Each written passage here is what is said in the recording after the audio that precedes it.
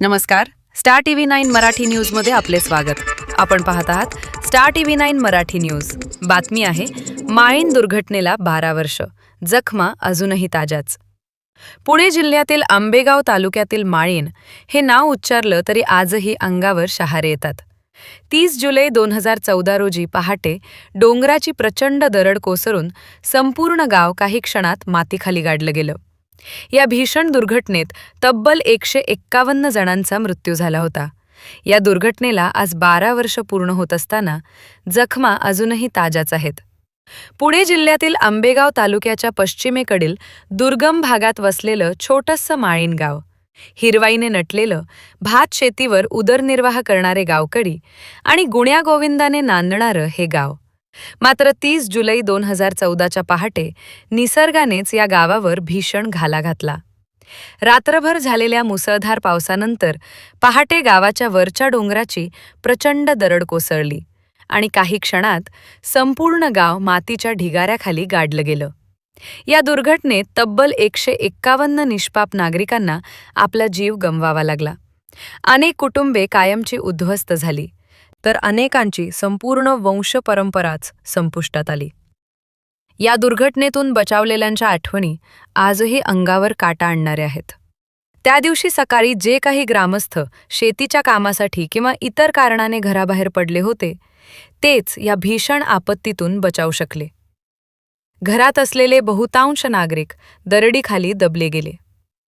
मोतीराम लेंभे, माळीण दुर्घटनेतून बचावलेले ग्रामस्थ, अनेक दिवस सुरू असलेल्या शोध मोहिमेनंतर मृतदेह बाहेर काढण्यात आले. संपूर्ण महाराष्ट्र या घटनेने हादरून गेला होता. माळीण दुर्घटनेने महाराष्ट्राला मोठा धडा दिला. मात्र हा धडा केवळ स्मरणदिनापुरता न राहता भविष्यात अशा दुर्घटना टाळण्यासाठी प्रशासन, लोकप्रतिनिधी आणि नागरिकांनी एकत्रितपणे उपाययोजना करणे अत्यंत आवश्यक आहे. 7:30च्या दरम्यान मध्ये वरून जसा डोंगर आला तसा डायरेक्ट गाव कोंबड्यासारखा डालल्या गेल्या. इकडे हुई नाही, सुई नाही, काही नाही, डायरेक्ट डोंगरच बांधला. बापरे. आणि मग ह्या राडा खाली मग ते एस वाल्यांना पाहिलं, मग इकडे तिकडे खाली या केला. आम्हाला तिकडून यायला चान्स नाही. मग काय वाचलं का नाही? किती लोक वाचायला काय नाही वाचलं, फक्त बाहेर जेवढी गेली ना तेवढी. आतमध्ये घरांमध्ये सगळी 5 मिनिटामध्ये नाहीशी झाला गाव ना. बुवा असं सरत सरत आलं असं नाही. आला जणू काय वीज पडली ना, आपण फटांगडा असं लावतो, डायरेक्ट डालल्या गेली कोंबड्यांसारखी.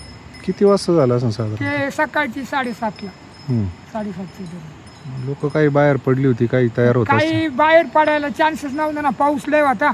ज्यांचं ताली फुटले ते बुवा शेतात गेली. काही येऊन बोळातून खाल्ला झाली, कारण काही जी थांबली शेतात तेवढी बुवा असली. मग काय नाही, कोंबडी नाही, चितडी नाही, काय वाचला नाही. वरची लोक वाचली गेली असती, पण खाल्ली थोडीफार जरा निम्मा गाव वाचला असतं. मग तसं काहीच वाचलं नाही. आणि मग झाल्या इकडून तिकडून, मग आल्या बा इकडून JCB आणि मग इकडून केली सुरुवात माणसा काढायला.